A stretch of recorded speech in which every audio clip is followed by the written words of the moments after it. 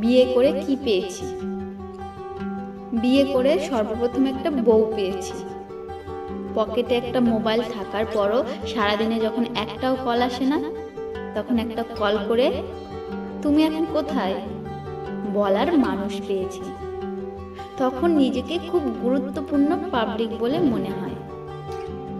একজন cooker, chef, পাচক, রাঁধুনি পেয়েছি। একটা ওয়াশিং মেশিন পেয়েছি। পাঞ্জাবিটা ময়লা হয়েছে বললেই মেশিন অটো চলে। একটা অটো টেপ রেকর্ডার পেয়েছি।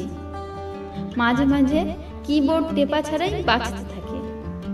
কখনো জোরে স্টপ বললে বন্ধ হয়, কখনো শব্দ পরিবর্তন হয়ে বৃষ্টি চালু হয়, কখনো হাই ফাইভ দেখালে অটো বন্ধ হয়ে যায়। বড় বিচিত্র এই রেকর্ডার।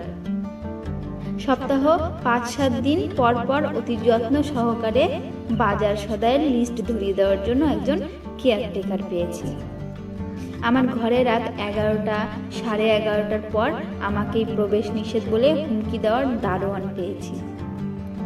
ছোট্ট একটা অ্যালার্ম ক্লক পেয়েছি।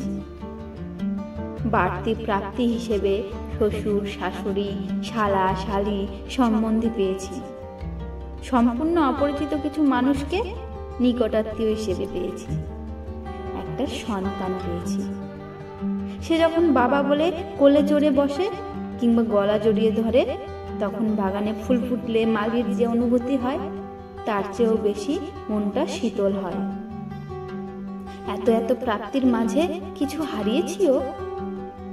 মানি ব্যাগ আর রিমোটের একছত্র অধিকার হারিয়েছি। মাঝে মাঝে মোবাইলটাও বেদখল হয়ে যায়।